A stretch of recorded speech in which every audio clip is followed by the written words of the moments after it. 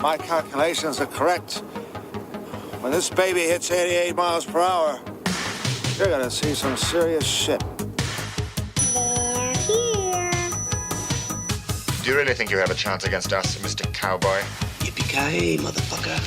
It's showtime. Right, welcome everybody to another episode of the VHS Strikes Back. I'm one of your hosts, Chris Phelps, and my co-host and very good friend is Mr. Dave Horrocks. Hi Chris, and hello to our listeners out there. Welcome to the VHS Strikes Back, the show where we dust off the old video player and go on a nostalgic journey to look at the good and the bad movies of yesteryear.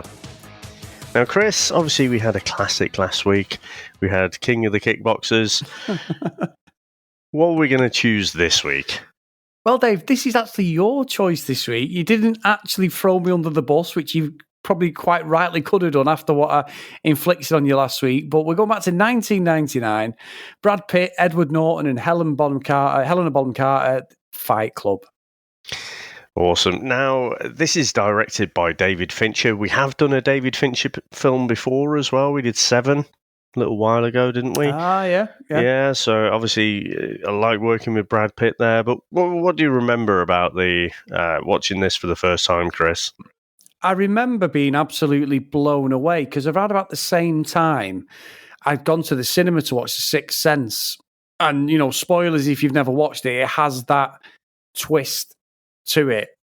People will know that if you've seen it. And I remember thinking, holy shit, you know, like at one point in the movie, something happens and just turns on a sixpence. And I remember loving it. And I also remember, Dave, as much as love Arnie, Stallone, all the other, you know, Van Damme, all them amazing bodies, I always thought Brad Pitt had one of the best movie bodies I've seen. And one of them bodies you're like, you bastard. He was probably about 10 stone, piss wet through, but he just looked so aesthetically good in this movie, and almost like he is in Snatch as well. Just got absolutely, especially in this, his abs are just chiseled as anything.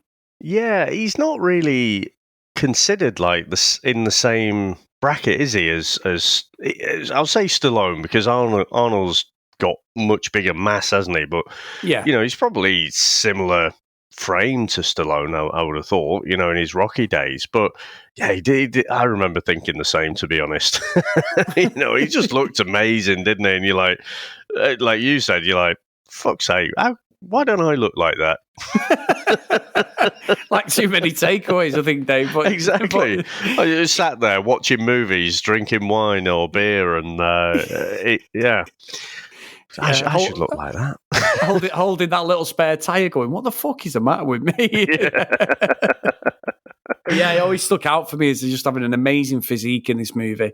Yeah, and I remember getting this one on video and you know, soon after it had come out. I didn't watch it at the cinema, and similar to you, I didn't know anything about this at all. Now, what I didn't realise until researching for this, so in the US, when it was just about to come out, Rosie O'Donnell had watched it previously, obviously hated it, and basically proceeded to go on air and then spoil what happens, and then basically telling people not to watch the movie. Well, that's a bit of a see next Tuesday's trick, isn't it? Yeah, that's just, there's just no need for that. People should make their own minds up about these things, Dave. That's just, I don't understand. She must have got blackballed for that for a while, because that's just poor form, that. Yeah, it's not good. It's not good. But I remember, yeah, it had been in Altrincham, so it would have been the Altrincham blockbusters, this one, Chris, and yeah, just absolutely blown away by it. Couldn't believe like the twist at the end. Had this one, bought it a few years later, got that one on DVD, had a very nice kind of special edition DVD. But you know what? I don't actually think I watched it. I think I've only seen this one once. But I remember quite a lot of it, the iconic scenes. But then there's a lot of spaces in between that I just kind of forgot about.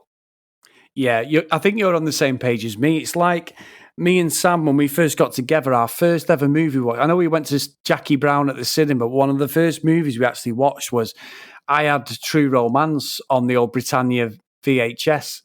And I remember lending it to Christian Slater and Patricia Arquette.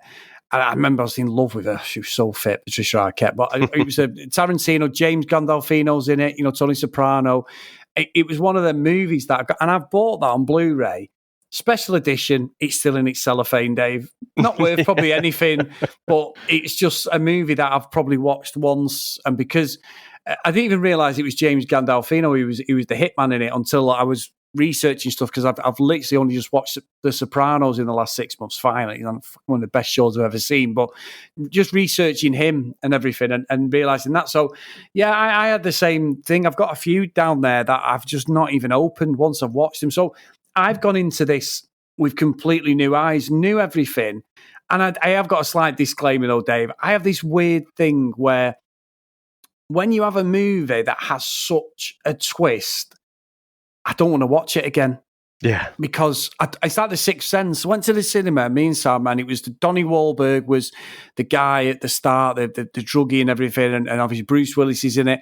And I remember being at the cinema, me and Sam were watching, like, this is a great movie. And then you get the twist and you're like, holy shit. And we were absolutely loved it, Dave. And that was about 99. Never watched it since. No need to watch it again, because I could watch it and look for the breadcrumbs of that movie and go, oh, yeah. And you're sort of second guessing yourself. But I think for me, when something like that happens, I just don't have any interest in watching. I don't know why, because you know how stupid I am for Smoking the Bandit and all these other daft films that everyone else is like, the fucking shit, this is a masterpiece. It's just in me that once I know and once I've seen it, and I think that's why I think I'm with you. I don't think I've ever seen this since and I don't think I saw it at the cinema. Definitely didn't. I probably watched it about a year, maybe 18 months after it come out. Around about 2000, I think I saw it. Yeah, and I don't know if I don't think it's just with you either, because I'm sure I've mentioned before, Usual Suspects. A bit like Fight Club, a bit like Sixth Sense. You know, there is a massive twist at the end. And, you know, that had a major impact on me. I was thinking about it for ages after, sometimes bringing it up in conversation, you know, and, you know, if you're having a laugh, throwing a bit of Kaiser Soze, you know, into a conversation as just a pop culture reference. But I've never gone back and actually watched it. And it's stupid, really, because you know the films like you say about Smokey and the Bandit and whatever.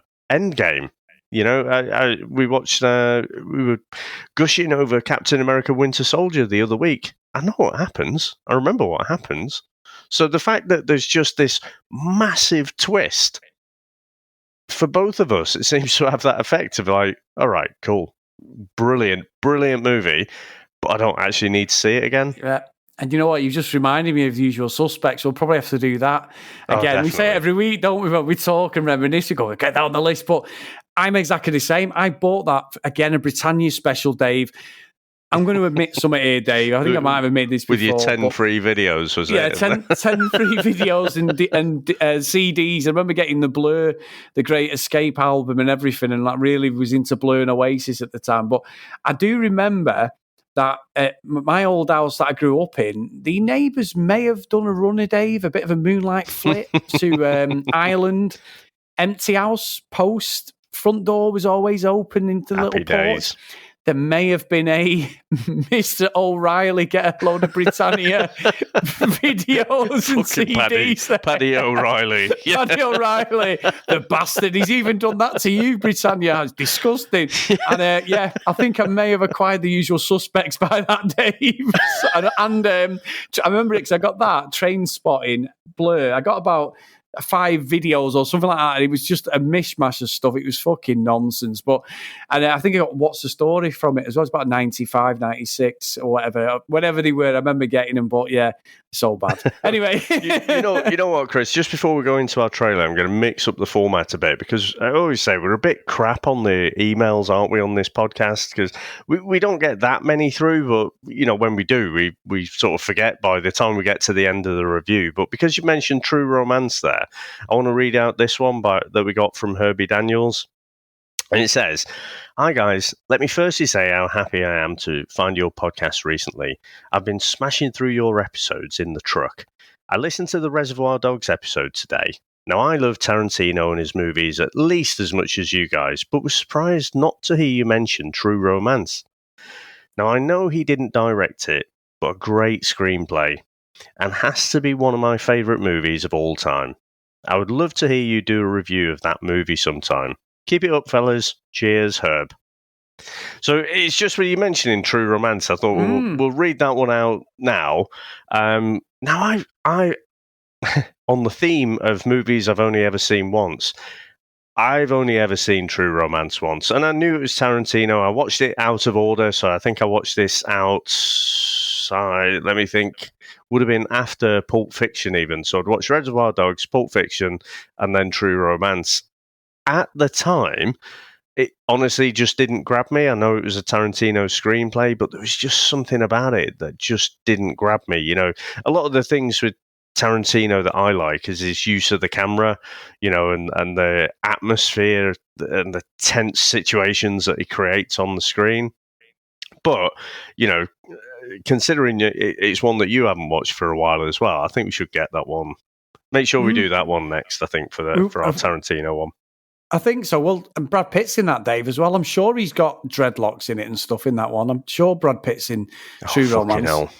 Yeah, I don't know if it's aged very well. Age, I'm gutted now. I'm looking at my copy thinking I'm going to have to open that bastard now. I will. I'd love to do it. I genuinely, I think Herb, and great email, Herb. Thank you for sending that in, because all great suggestions for us, Dave. I know we absolutely throw each other under the bus with some nonsense, but that is all. And polls. Oh, yeah. Yeah, let's talk about that. Let's fucking talk about that. So I genuinely, you know me, Dave, I always say Dave is my earth rod, because you are so prepared. You're so, and this is going to be a surprise to absolutely nobody. But as always, I am the man who just rushes in there, instant knee-jerk reaction, and then a couple of minutes later I'll go, don't think I should have done that, or I should have said that, or I just go in fucking full 2-footed challenge every time. And Dave puts a fucking poll up for this podcast, which I was none the wiser on, and says, which of these is it? Was it the best sequel? So yeah, so sci-fi first of all, but the theme was sci-fi sequels that were better than the original. Yeah. So Dave puts up, I don't even know what the other two were, but he puts up The Empire Strikes Back, and as soon as I saw Wrath of fucking Khan with William Shatner's fucking absolute mullet wig he's got on, one of the shittest movies ever with that shit Dynasty bad guy. I've seen it once. I hate Star Trek anyway. And I'm like, fuck that, Empire Strikes Back. I went on the Comics Emotion fucking account, David. Someone's voted on there, haven't they, for fucking Wrath of Khan? I wonder who that is. In there before you. Yeah, I was looking at all my other accounts and I'm thinking, he's fucking voted the CD reality cast. That's got fucking Wrath of Khan on. Then I like an idiot, go, I'm going to create 20 accounts and vote on him. Everybody fucking jumps on it. It's now fucking landslided The Empire Strikes Back. In nowhere in this world would the Wrath of Khan be in the same conversation as The Empire Strikes Back, but it fucking well is, Dave. So thank you and everyone else out there. Well, there were some classics in there. So Aliens and Mad Max 2 were the other options. And so there's a few votes for those as well. So, I mean, the fact that I'd put on the poll, let me just see now, I think I wrote, and I'll just leave it hanging there, that Chris Phelps hates Star Trek. Like a fucking red rag to him. But yeah. I'd already gone and replied. And then when we spoke yesterday, you were laughing your head off going, did you not see her put that at the bottom before? I was like, no. So as we speak, because obviously we're recording a little bit ahead, so by the time this comes out, we'll know what the outcome was. But at the moment, Wrath of Khan is at 40.7%. Aliens is actually next with 27.8. Absolutely great movie, that one, Chris. We've then got Empire Strikes Back at 25.9 and Mad Max 2 at a lowly 5.6. So still a bit of time, Chris. Still a bit of time to get in there. But you know you're going to love it, aren't you? Because you are going to fucking hate that movie. Oh, my God. I can't wait. I've not watched that for about 20 years, and oh my God. I've said to you before, I didn't mind the odd Monday night watching a bit of the old William Shatner, Leonard Nimoy stuff, you know, like just the odd episode. It was mainly because it was on, I think it was on after The Fresh Prince of Bel-Air on BBC Two. And when we were kids, there was fuck all on at that 6 o'clock at night. It was always the news, wasn't it? Look North or well, there was never anything. And even The Simpsons didn't come until sort of like the late the mid to late 90s and Hollyoaks and stuff. So you had something. Once Neighbours and Home and Away had finished, Dave, and people go, oh my God, you watched that? But it's like, there was nothing on telly, and I'm not watching the news all the time. So I always liked the BBC Two stuff. And Dave, we had Games Master as well, actually, on Channel 4. Oh, yeah. Like yeah, remember Games Master? That was great. That's so good. Patrick Moore. But yeah, so I'm really pleased with that, Dave. And I want to thank everybody for voting, because the hell that I'm going to have to go through to watch this, I just hope you appreciate this is for our podcast, everyone. You love it. You're looking forward to it. You know what the outcome's going to be. Now, Chris, should we get into our trailer? Let's go. I want you to hit me as hard as you can. Why? How much can you know about yourself? You've never been in a fight. Wait, let me start earlier. Like many of you, I was stuck. You want me to deprioritize my current reports until you advise of a status upgrade? Make these your primary action items. I couldn't sleep. No, you can't die from insomnia. I'd flip through catalogs and wonder, what kind of dining set defines me as a person? This is your life, and it's ending 1 minute at a time. I prayed for a different life. Soap. I make and I sell soap. And this is how I met Tyler Durden. Come on, hit me before I lose my nerve. Ow! Hit me in the ear! It was on the tip of everyone's tongue. Can I be next? We just gave it a name. Gentlemen, welcome to Fight Club. The first rule of Fight Club is... Wow, nice. You do not talk about Fight Club. Is that your blood? Some of it, yeah. After Fight Club, we all started seeing things differently. You're gonna have to keep me up all night. And she ruined everything. You're not into her, are you? No, God, not at all. We've all been raised on television to believe that one day we'd all be millionaires and movie gods and rock stars, but we won't. He had a plan. To what purpose? In Tyler we trusted. We gotta take Fight Club up a notch. Each one of you has a homework assignment. You're gonna start a fight with a total stranger. That's not necessary. You're gonna lose. That hurt. You were looking for a way to change your life. You got it.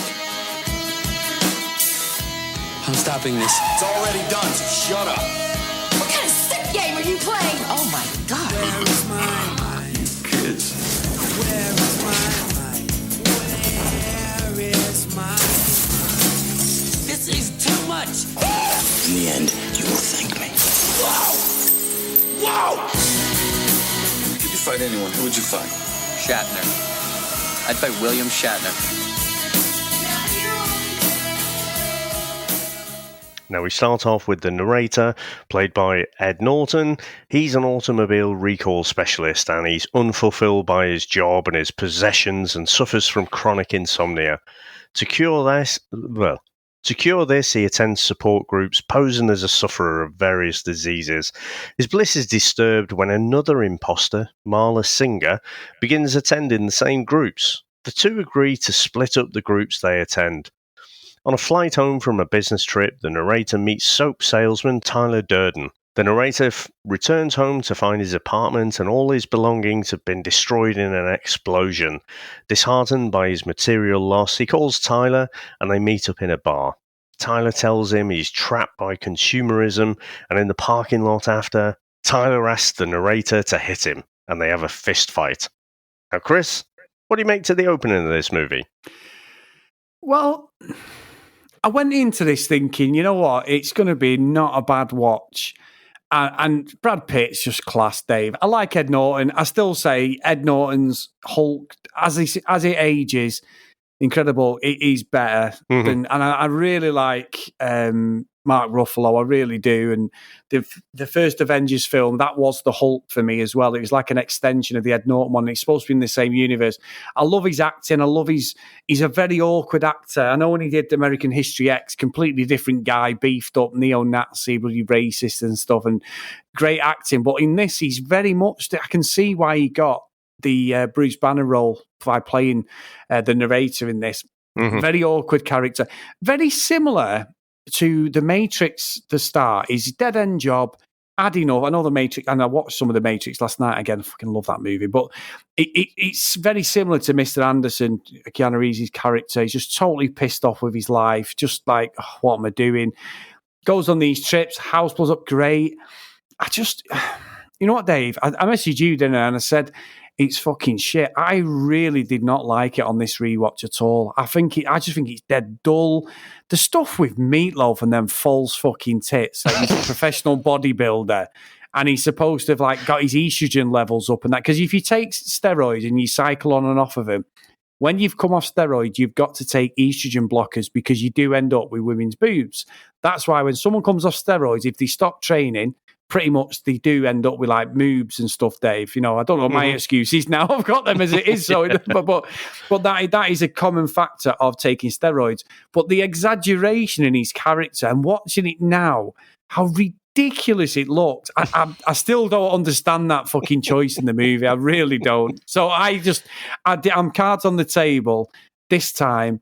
Other than, I think Brad Pitt's brilliant in it. I really do. I think Brad Pitt is excellent. I can't, you know what, Dave, I'll be honest with you. I know she's Bellatrix in Harry Potter, and I love the Harry Potter films. I really do. I'm not a big fan of Helena Bonham Carter. She's always pops up in the fucking Johnny Depp movies. Lone Ranger the other week. I just don't rate her as an actress at all. I don't know what it is about, but she just pisses me off. And when she's in this, I'm like, oh, fucking, this is going to be a pain. So I can't put my finger on it, but I do think Brad Pitt and Ed Norton are class in it. But as a spectacle, as a movie, I think it's really slow, really dull, and yeah, just shit basically at the start. I just did not like it. Honestly, I have no idea which movie you were watching. I thought it was brilliant. So, and I think to set the context as well. So I did a wanted book review with Tony on Indie Comic Spotlight a few weeks ago. It's probably months ago now, but. So, written by Mark Millar, and then the movie, remember we covered it on comics, I think? Yep. So, with James McAvoy, Chris Pratt was in it as well, wasn't he? But you had Morgan Freeman in there and everything.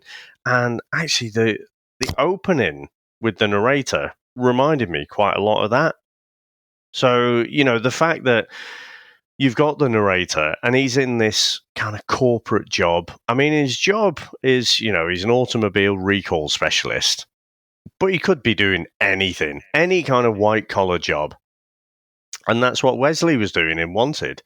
And he was just very unsatisfied in his life. And I just thought it was interesting, because Wanted came out, you know, 2008, so 9 years after this one. And obviously, Mark Millar wrote the book.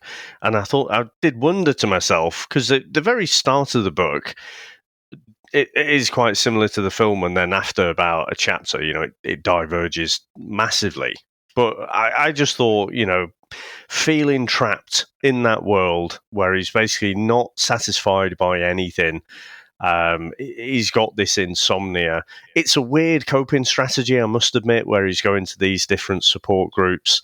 I found the Meatloaf thing juvenilely funny because they were massive. Like you say, you know, there was a bit of a backstory, but then it's just exaggerated, isn't it? Now, apparently they filled. Oh, what was it? They filled up this stuff up with. So basically, they filled his fat suit up with birdseed, so that it actually hung down.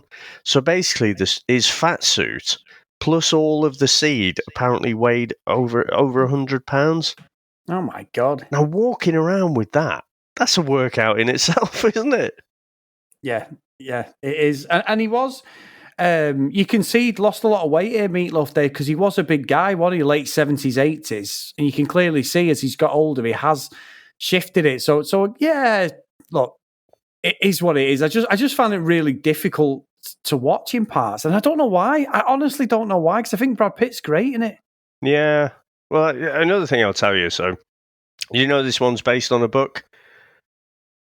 Oh, is it? Yeah, so it was based on a book, and it only came out in, what was it, 1996? So basically, he's written the novel, it's come out in 96, and then you've got a film in 99. That is a big, big turnaround, that. So, they don't usually turn them around quite that quickly. But it was optioned by Fox 2000 Pictures. So now the guy who wrote it, Chuck Palahniuk, I think. It's easy for me to say. Right, he came up with the idea. He got beat up on a camping trip. So basically, he asked some nearby campers to turn down the radio, and they beat him up. But when he got back to work, no one mentioned anything. He walked in, he was all beat up and stuff. And they were just coming up with mundane things like, "How was your weekend?"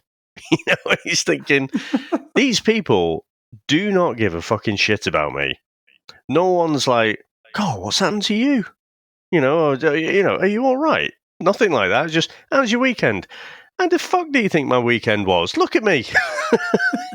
So apparently he was taking this and running with that whole idea of just being trapped in this kind of job where you don't give a fuck about anyone else. They don't give a fuck about you. Obviously carrying the injuries into work, that's kind of played out in this movie as well. So no, I was more into it because you're inside Jack's head, aren't you? Yeah.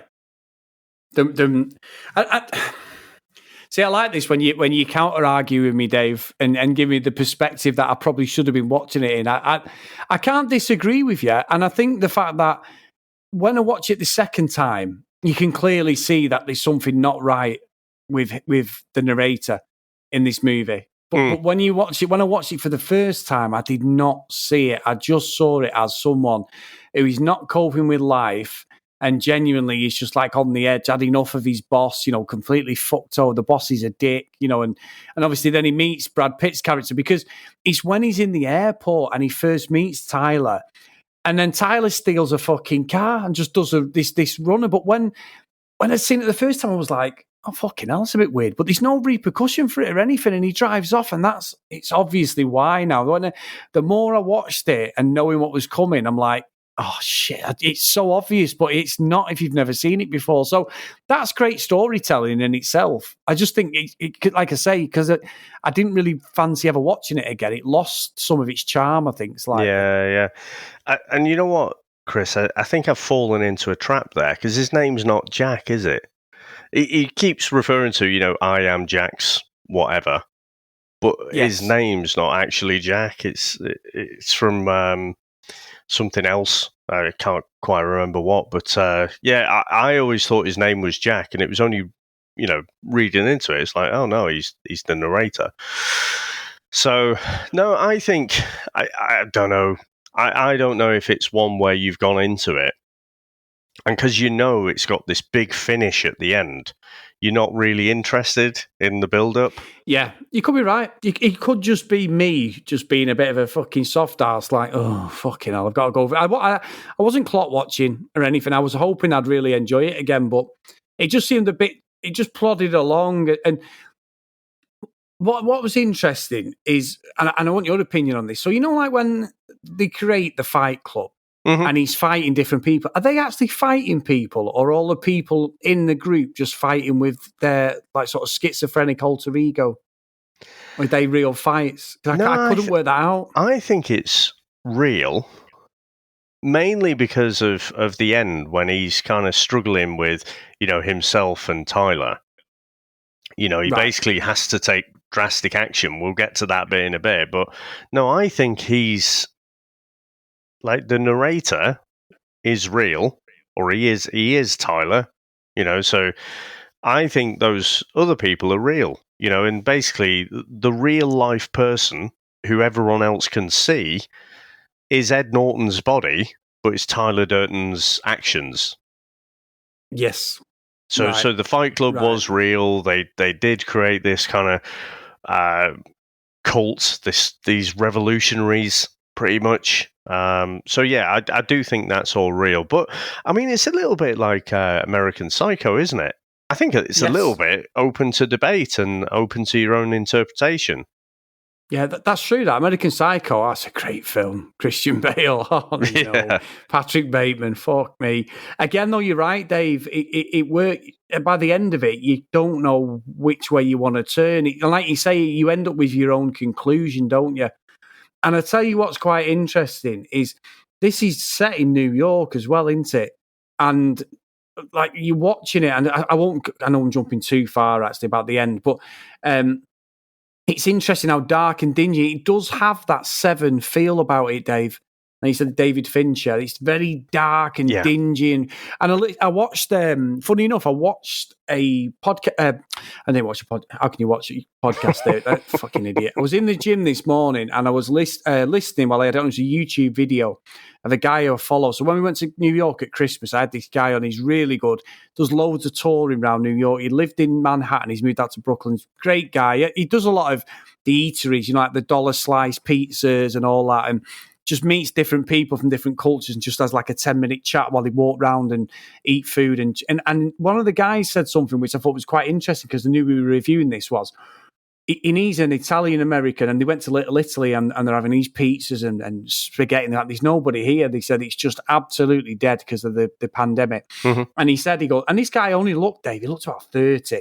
And he went, what's interesting is, though, he goes, we've gone back to the grittiness of New York. And this John who does the channel says, what do you mean? He went, well, it's gone back to like people stood on corners selling comic books, people selling stuff now because nobody's making money. They all say the hustle, don't they, in America? You see them all the time in Vegas, New York, they fucking them black CDs and everything, and people like just selling you shit and trying to like scam you.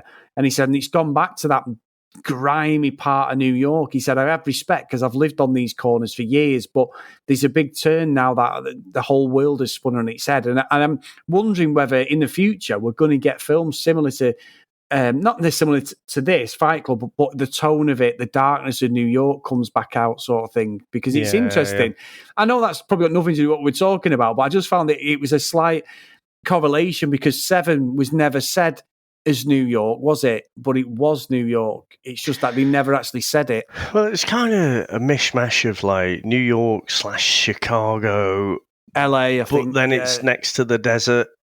yeah, exactly. Vegas and that, yeah. So, yeah. So I was just looking actually. So the director of photography was a guy called Jeff Cronenweth. But they did use this resilvering, which is what they did in Seven, to basically give you that look. So even though Fincher wasn't the person with his hands directly on it, so he was obviously, quite happy with what he'd done with Seven, and especially when they move into the house, it's a gritty, grim house, isn't it? But everything looks dank and dour, and pretty grim, doesn't it? It doesn't, and you're right. Brad Pitt, though, Dave, fuck me. There's never been a more photogenic actor. Yeah. That hair, the fucking shades, even when he shaves his hair later on, he's one sexy fucking guy. And he's so fucking top on the screen. It's no wonder the women fucking love him. And I know he's aged with a fine wine. He's probably late 20s when he did this, but he's just I think he's about mid-30s, but he is a specimen, isn't he? And he's got that proper triangle shape. Like he's got his big broad shoulders, big muscly shoulders, great arms, good solid back. Yeah, good solid back. he is a specimen. No, I love that V sort of shape. The tapered V, yeah. You're right, Dave. He's so photogenic in this, and like when you watch it now, everything's so dark, but he's got like red fucking tank tops on, fucking shades, everything on Brad Pitt's outfit is so meticulous. The cinematography is brilliant, and the way they dressed him up and everything, he stands out like a sore thumb, doesn't he? It's like when you watch The Matrix and they go, and one of the tests is you were looking at the person in the white suit, and everyone else has got black on, and all that sort of thing. He literally stands out this time watching it. So I'll give him that. But I'll tell you what was quite funny was when the narrator's talking about Tyler being the guy who puts videos together and he's doing pornos and that, and he cuts them and all that, and then he says he always puts like a dick in the video, and it shows the kids at the cinema with the mum, and there's a fucking dick must come on some kids film, literally for a split second. But I clocked it at the end. Did you see that at the end for literally a millisecond? I'd never noticed that, but I did like that. Like I say, the more we're talking about it, there was some good bits in it, and that really sort of tickled me. That because I was like, you know what, there's probably loads of things in movies that we wouldn't even spot. But yeah, I think the way Ed Norton narrates him and Tyler is such a deception for the audience. That's one of the things with this movie that you've got to give it credit for. This proper deception there, and that's why I was a bit disappointed, because I didn't have that oh my god moment. So it's probably me just being a bellend, but it just feels off. But however, them two stand out a mile in this film. They're head and shoulders above everyone. Yeah, and I don't know. I mean, I was watching it this time with like the hindsight of knowing what the twist is. And I don't know anyone who was watching that for the first time in 1999 who would have spotted that coming. Now, if you were to watch a similar movie now, and you had this kind of back and forth between, two leads, you'd be thinking Fight Club. This could be a Fight Club type thing. And I'm sure even on this podcast I might have mentioned it with certain things. I'm sure I mentioned it with Ferris Bueller. The Ferris's best mate. Is Ferris actually just a figment of his imagination? Because if you deconstruct the story, it all sort of doesn't. It could lend itself to a Fight Club type narrative. But I really enjoyed it, and what I'd kind of forgotten was the way they built up this cult. They basically radicalized all these people who were part of Fight Club, but who were ready to take down the establishment as well. Yeah, I mean, we've seen that, haven't we, Dave? This is obviously one of the original ones for it, but we've seen this sort of thing afterwards. And we did see it when we reviewed, what was it called? V for Vendetta. Yeah. Like an anti-establishment. Yeah. I know that was a Guy Fawkes, and I really enjoyed that. I enjoyed that, surprisingly, I did. But it has that feel about it. And some of the content watching this is very apt for the world we live in, Dave. Especially now, the phones weren't obviously present in this movie, but you've got the mobile phones, the computers. You've got this whole world is led by adverts and marketing and stuff like that. And I know that's pretty much the world's always been about that. Product placements, things like that. It's interesting how it evolves from a Fight Club to then becoming sort of inner city terrorism on a grand scale. That is interesting. That is interesting. It's it is very, very good and very because we have it at work. Like, we're an advertising company. I do all the maintenance for them, but on our side of all the guys. But we have loads of what's called brandalism, where all of a sudden you'll have an advertisement, and the next day they'll have like proper stuff about animal rights, and someone's gone in and just terrorised all our stuff, Dave, and got our special keys and equipment. Where from, I don't know, and just changed everything. And we had it one day. We went to one bus shelter, and it was a full football pitch had been put down. It was turf at either end of the bus shelter with proper markings like a pitch with 2 goals. Something, I don't know what it was supposed to symbolise. They put it all over the shelter. They put pictures up of the crowd. One of the guys took all the football pitch and put it in his van as the fucking 6-yard box. Dave used to use it, but they did. We've seen that loads of times, so I can relate to what they're doing, because I see the aftermath, like when the Manchester riots were on a few years ago, and that lad I think a guy got killed in police custody, and everywhere there was all riots around the country, weren't there? And then there was the ones in Manchester, and we had to go around Salford the next day and just try and pick up the pieces of fucking. Oh, it was just decimated. They wrecked every bus shelter. Every shop was smashed in. It was just like, I've never seen anything like it. I've never seen any. I mean, nothing surprises you this last year, but at the time, that's probably about 10 years ago, I was like, jaw on the floor, and watching this unfold in this movie. I know this is on a bigger scale. You're like, it's so easily done. Look how easy with all people losing the jobs and things like that has happened in this last year. It's so easily done. Yeah. I mean, I still think back to, must have been about 2012, 2013-ish. When do you remember when there was the riots all across the country? That's them, yeah. Yeah, that was it, yeah. Was that the one that you mean? That's the one. That's what I yeah. mean. Yeah, because the lad had got killed in police custody. I'm sure it was. That might have been the initial trigger, but there was a point where all the kind of youth realised that actually, you know what? If we all just go out and start creating chaos everywhere, vandalising shit, actually the police can't do anything. Yes. And so, because I remember I was down in Brentford. I was in a hotel bar, and there was no actual violence or anything in that centre. But I remember a bunch of kids, bunch of little yobbos, walking past. There was a big old. There was no wall on the outside of the bar. It was just windows, so you could see right outside. And you're like, hi, what's going to go on here? You know, are they just going to come in and start smashing the place up? Like, so, yeah, it is weird. You have that thin veneer of society, don't you? And I've heard that term. You know, we're policed by consent. If every single person just decided, you know, they'd had enough and, you know, went out rioting and stuff, you would. Yeah, there's just not nearly enough police that would be able to deal with everyone. So yeah, I think even more than the Fight Club, I found that bit of it quite interesting in the story. Yeah, I agree, Dave. Look, we're both football fans. Imagine going to Old Trafford or Anfield when we can finally get back there, and everyone just goes, "Fuck that! Let's get on the pitch." 5 or 6 fucking stewards in front of you not going to stop fucking thousands of people. No police. There's not enough police.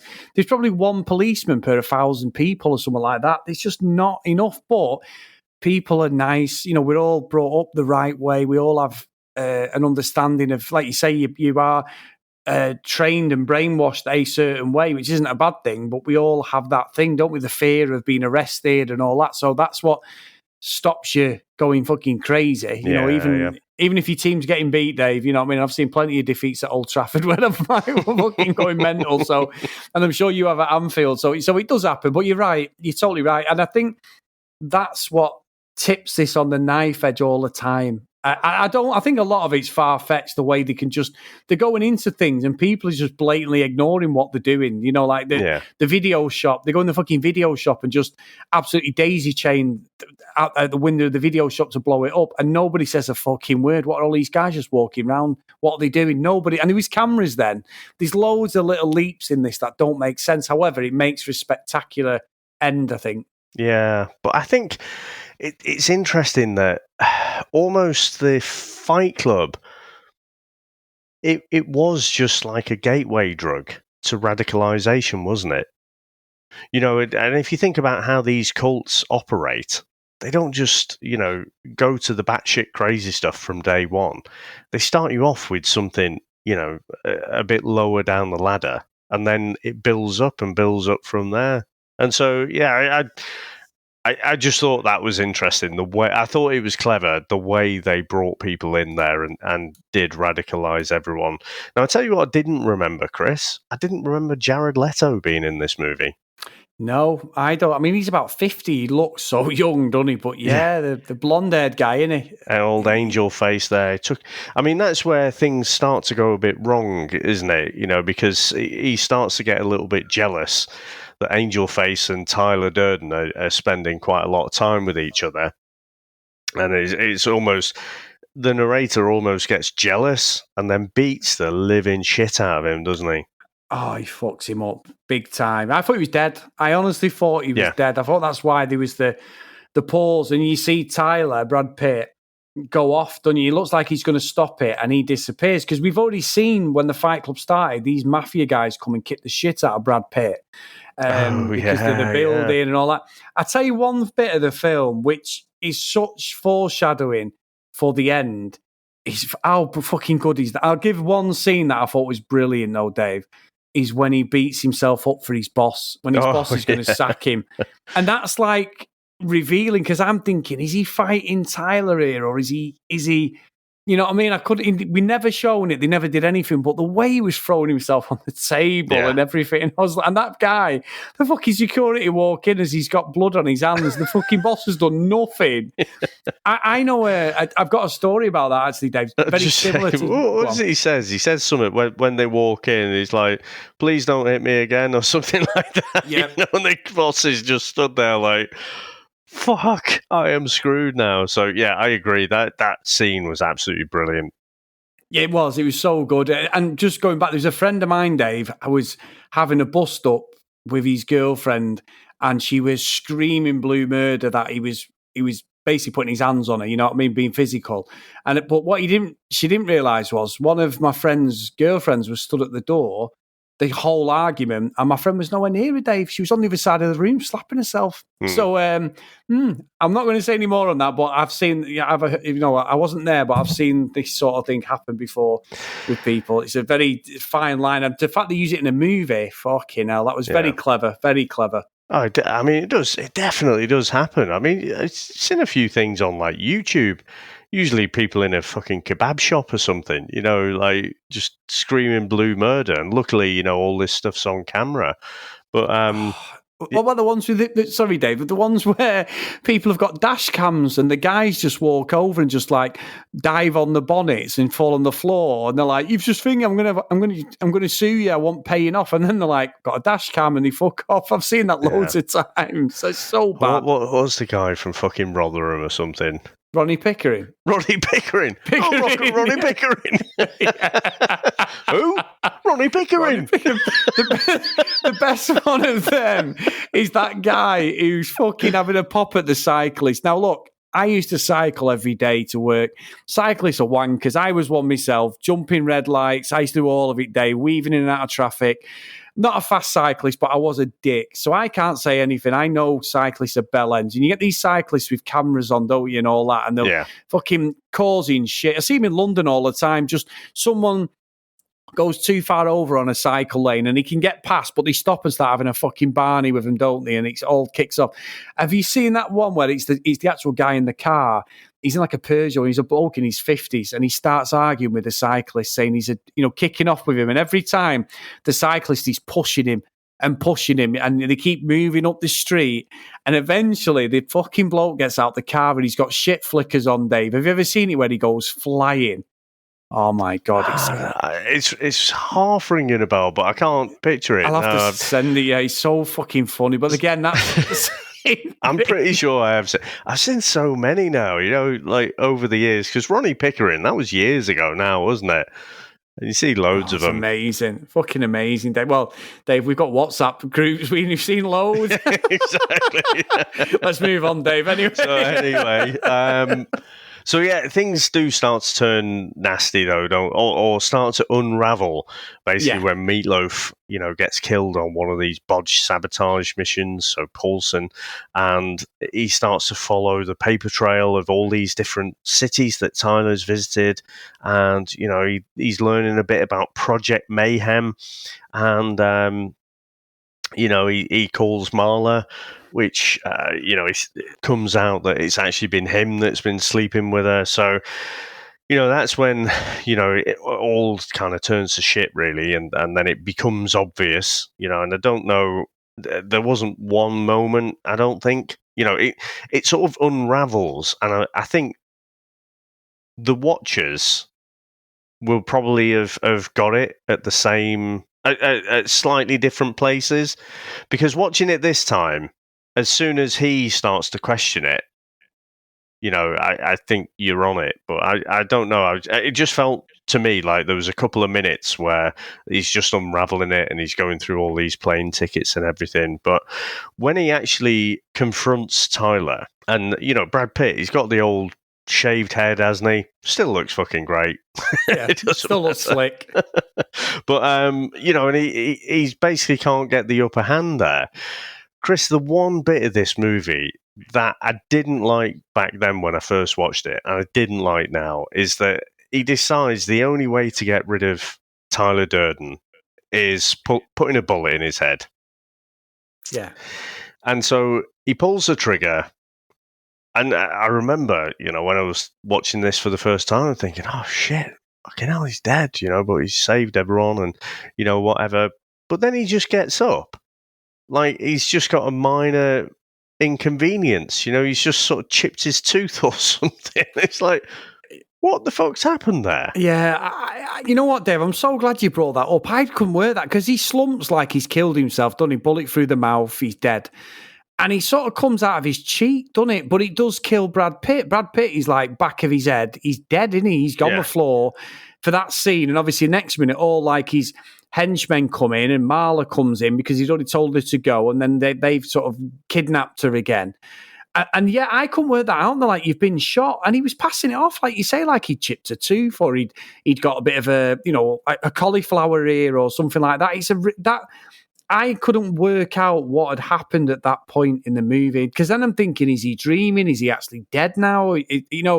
Even seeing it again, I'd forgotten about that. It's a very bizarre sequence, that which leads to basically the final scene of the movie. Yeah. I mean, I think the story's telling us that he's shot himself through the cheek, but the angle of the gun was pointing to his skull. But even if, Chris, if you unload a firearm in your mouth, I don't fucking care if you're aiming for your cheek. That is going to do a lot more damage than just the little inconvenience that the narrator got there. Dave, of course it is. Your tooth are gone, your fucking jaw's probably shattered. Unless it's just like the side of your cheek. And it's the velocity of it as well. And you'll probably be deaf because they say it bleeds your eardrums, doesn't it? It can burst your eardrums and everything.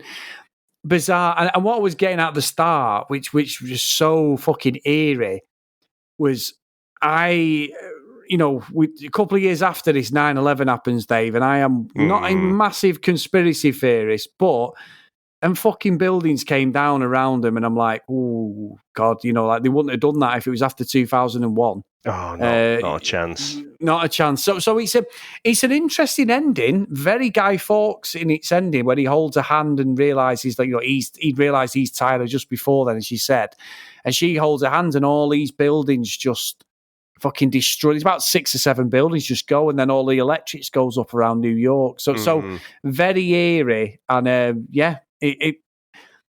you couldn't have ended it any other way, I don't think, than that. I don't know how you couldn't have expanded the story. I don't think you could have done anything. I think it should have just ended with them both being dead. That would have made perfect sense. Yeah, I think so. I think if he had blown, the back of his brain out, killed both of them, but they kind of get this bit of a happy ending, don't they? So he's there with Marla. She's managed to find them. They see all the buildings going down. I mean, what they were trying to do was blow up all the credit card companies. So basically level, get rid of all the debt and level everyone. So rather than everyone being tied up in all this credit card debt and whatever. And interestingly, I do think this is a massive influence for Mr. Robot. I don't know if you've watched that at all. It's a series on, I was watching it on Amazon Prime a while ago. So it's got Rami Malek in it. Yeah, I've seen the pictures. I've never watched it. Yeah, and it's got Christian Slater, who were talking about him in True Romance. It's got him in it as well. And, part of his old shtick is that he wants to, get rid of all the debt, in the world, all your savings as well, but basically to level everyone. And it's interesting, similar sort of idea. It is absolutely terrorism, but then you think, well, kind of you get these people, like it's, say, Donald Trump, Chris, this self-made businessman who of course wasn't self-made at all because he was just born into it. So you wouldn't have people like that. You wouldn't have people kind of on the breadline and just on the hamster wheel, just failing to make enough to live. So yeah, very interesting ending. And I'd kind of forgot that the buildings were going up, to be honest. But like yourself, like you say, a couple of years before 9/11. There's no way. This is a point in time. This is the only time they could have made that movie, because it just wouldn't have got made now, or they'd have done a different ending. Yes, I agree. Maybe when just shot himself, the end, Marla walks in, and that's it. Because he's not a redeeming character for what he's done, but he seems he survives. Exactly. But he gets his happy ending. He gets no fucking comeuppance whatsoever. So I think they could have probably just, averted Project Mayhem, couldn't they? They could just sort of cut out that bit and could have changed it that way. But very good, Chris. Should we get into our final review? Let's go.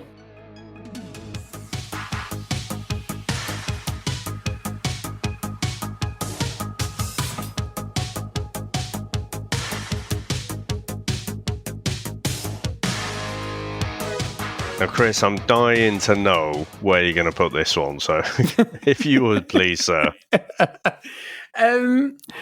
Yeah, like I say, I think there's some good set pieces in this. Brad Pitt, Ed Norton stand out. I didn't enjoy it, and I thought it was pretty shit in parts. I really did. However, there is a few bits, and especially as we're talking about it, has swayed me slightly. I say the scene when he beats himself up in front of his boss, fucking brilliant. That is just ridiculous, Dave. But that sort of thing does go on, and the boss gets cut bang to rights. Brad Pitt is just so enigmatic in this.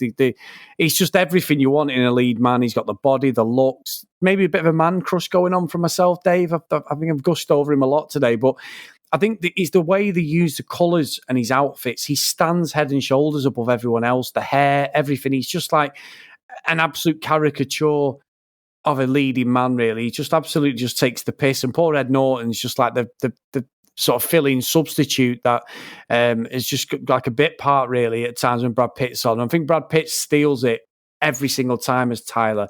But again, Ed Norton, great acting. I do think this is the main reason he got the Hulk part many years later. Very, very good. So I'm not sure. I'm going to send it to Elm Street, Dave. Elm Street. Top end of Elm Street, I think. It's still watchable. I just think it lost some of its charm knowing what was going on. And maybe I come into it with the wrong attitude. I don't know. I didn't clock watch. It's definitely something you can thingy, but yeah, it wasn't. I probably won't watch it again. But yeah, interesting that we've reviewed it, Dave, and it's no fucking Wrath of Khan. So let's just get that right out there. Let's just get that right out there.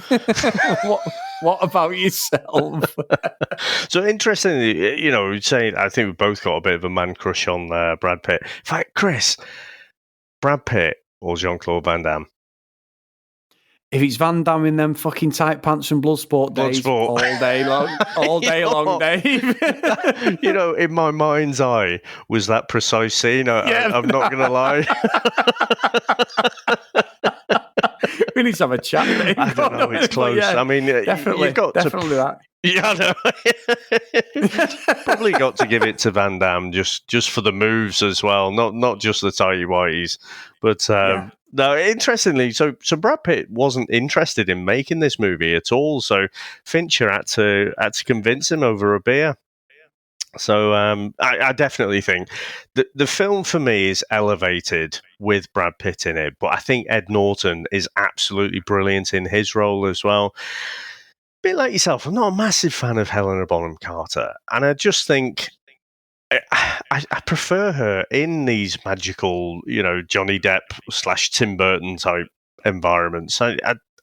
She felt a bit off in this role here, even though kind of, she's playing that kind of junky type character, so I suppose she could, fit in. But I don't know, it felt slightly miscast to me. But I thought this was still an absolute solid movie. I thought the whole, the build up to the Fight Club, the insomnia, the clues were there, but absolutely iconic movie, and still lives on in people's kind of memories, definitely pop culture now. I'm not sure how quickly I would watch this again, because it is ultimately, quite fucking depressing, to be quite honest. But I think this is still a really, really strong movie. I've deliberated. I'm not quite going to send it to Cloud City, But I think it's close. I was definitely having a mental debate about whether I wanted to do that. So I'm going to send this to Pleasantville. But for me, it's still quite a strong Pleasantville. I think this is still a really solid movie. Oh, that's good stuff, Dave. And hey, at the end of the day, it's no king of the kickboxers, Dave. I scored that higher than this, but there you go. Anyway, it's no Billy Blanks, is it? My fucking reviewing scores is just ridiculous. There's no, you couldn't. You always say you can't even predict what the hell I'm going to put for these things, Dave. But anyway, now, Chris, we have actually got a review.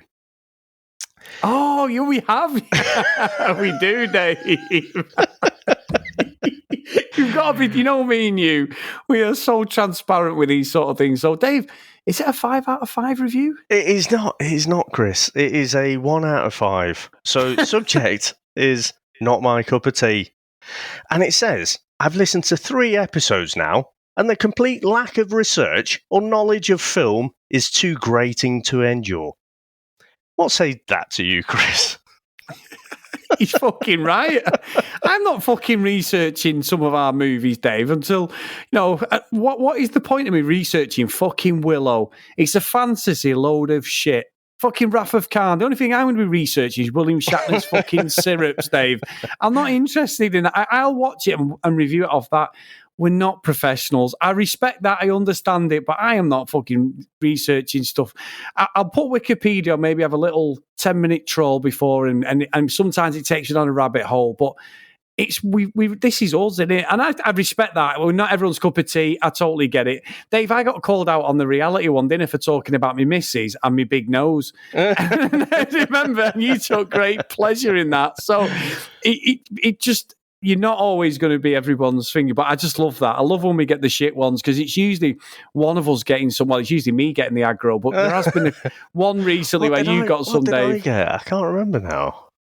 I don't know, but I took great pleasure reading about Dave. It's always about me and my big gob usually. So see, I can normally have a laugh about these, and this one is funny, so we did have a laugh about this one. But, I just, for this one, he's obviously listening to the wrong thing.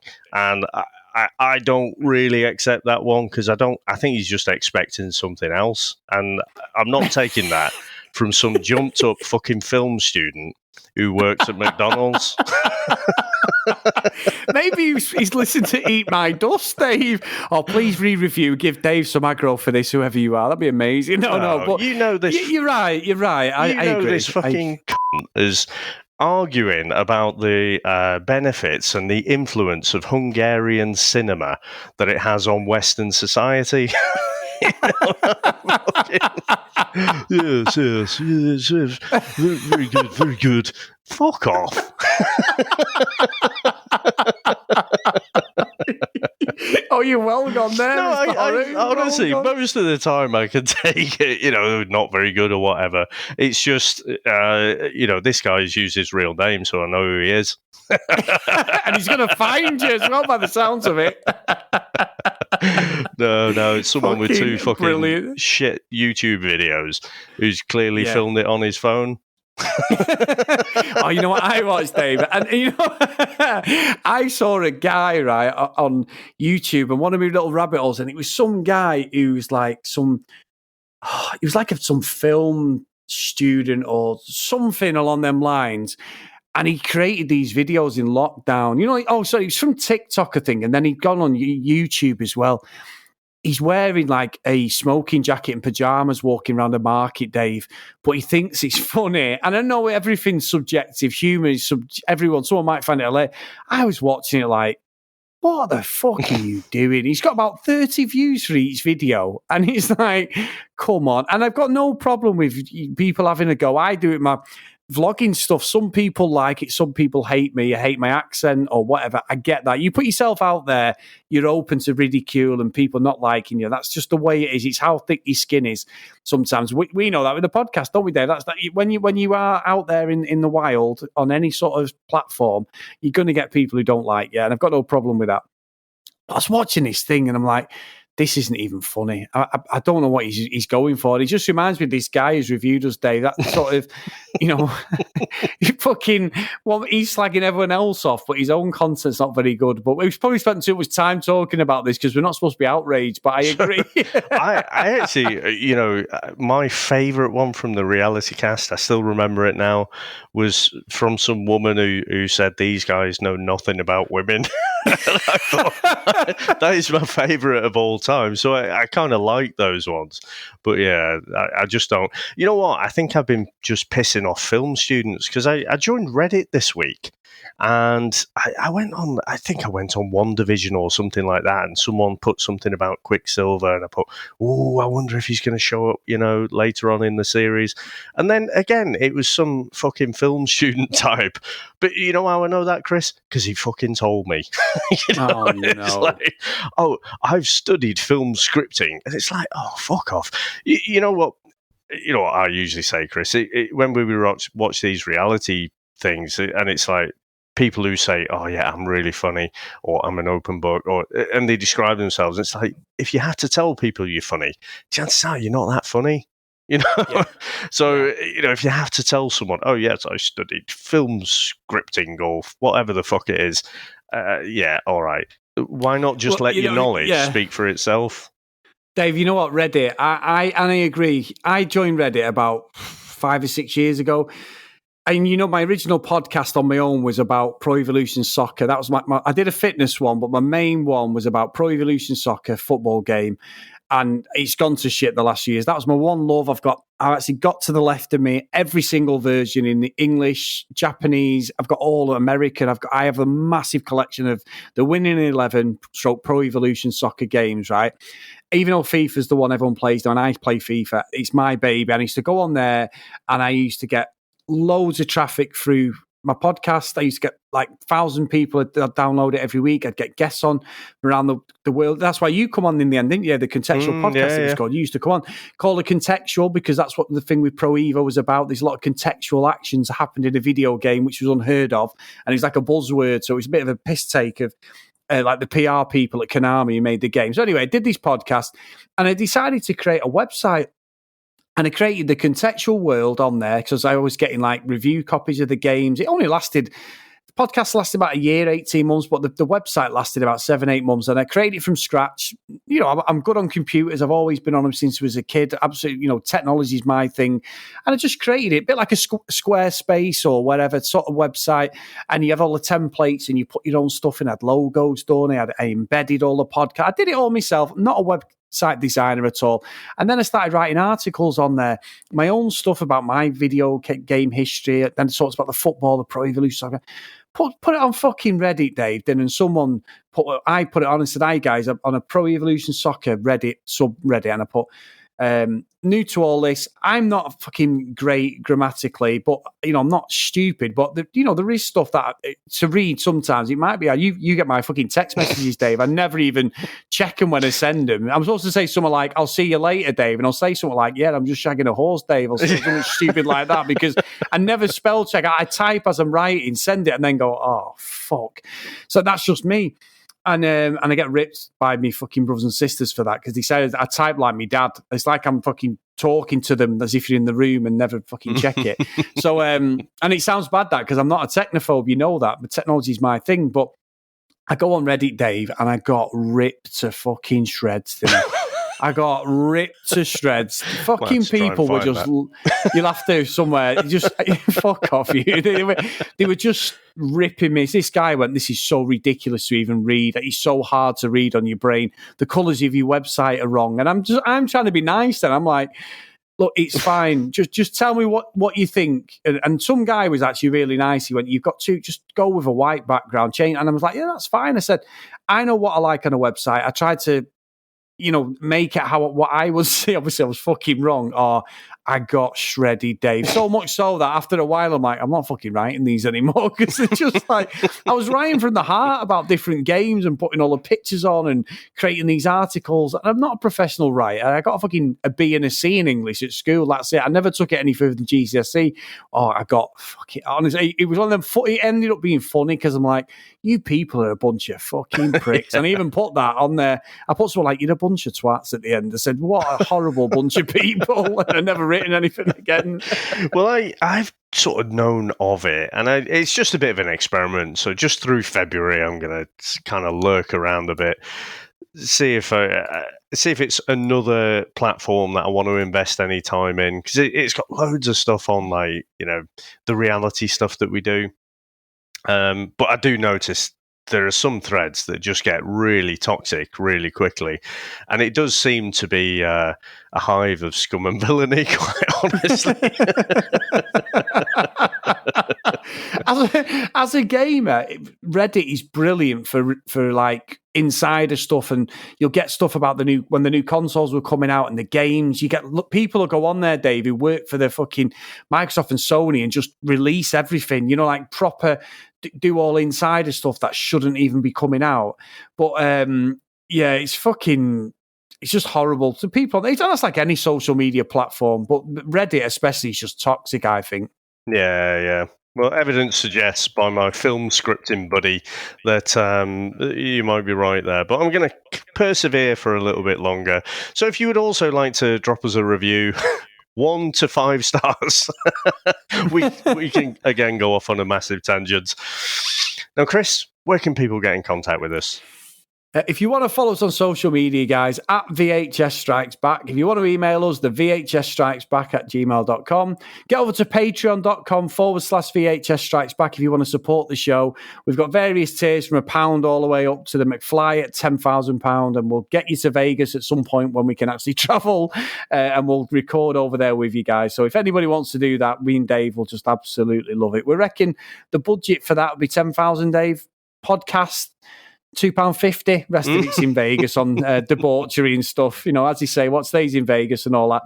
And if you do want to get onto our reviewing stuff and drop us another review, if you're a film critic or film student, whatever, then get over to your podcast catching app and drop us a review. Good or bad, as you can tell today, we'll read them all out. So, Dave, anyway, what have we got next week? Because we've got a trailer, haven't we? Now, Chris, we have got a classic next week, so you and I both haven't watched this one, but from the trailer, it looks absolutely glorious. And this is from our new Patreon, Blake, who's given us a load of movies that we could potentially look at in the future. But this is the one that we're going to start off, and it is Surf Nazis Must Die. Sometime in the near future, a major earthquake will lay waste to the entire California coastline. From out of the rubble will rise a menace far more terrifying than the death and destruction. Surf Nazis. Who rules the beaches? Who rules the surfers? The beautiful beaches, once the crown jewels of California, are now ruled by ruthless gangs. Only one person is powerful enough, daring enough, brave enough to stop them. Only one person can ensure that surf Nazis must die. She's tough. I want to buy a gun. He's talking like trash, but I'm more interested in something that'll take the head off a honky at 20 pesos. She's dangerous. She's all woman. She's Leroy's mama. And as long as she's alive, the surf Nazis must die. First, there was the Road Warrior. Then there was the Terminator. Now comes an action film of relentless excitement. Taste some of Mama's home cooking, Ada. See the film that is creating a tidal wave of action all over the world. See Surf Nazis Must Die. And Dave, thank you for that trailer. And anybody listening, you're probably like, what the hell is this? You have to, as homework, go on YouTube and actually watch the trailer. That's all I've got to say. This could become a classic in Samurai Cop mold, Dave. It could, because I've not watched it yet, because the trailer looks glorious. It looks up there. It looks like one of those movies that we just might actually love. Don't know why, but we will.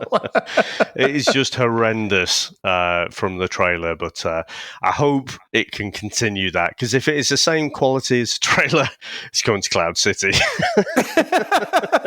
All day long, Dave, all day long. Now, Chris, amazing. I have to say I'm going to finish off today after our 1-star review at the end there and just say, I am Jack's inflamed sense of rejection. See you next week. Very good, very good. See ya. That's it, man. Game over, man. It's game over. What the fuck are we gonna do now? What are we gonna do? Maybe we could build a fire, sing a couple of songs, huh? Why don't we try that? We better get back, because it'll be dark soon, and they mostly come at night. Mostly. I'll be back. That's annoying. We came, we saw, we kicked its ass. Wax on, wax off. Get to the chopper! One ring to go. All right. Ding, ding. Bust you up. Go for it. Well, here we go. Ain't so bad. Ain't so bad. Ain't so bad. Come on. Come on, ain't so bad. Ain't nothing. Come on. You must be crazy or something. I'm crazy. You just a stupid fool. Maybe you crazy something. I ain't breathing heavy. He's a fool. He's stupid. I see you in 6 months.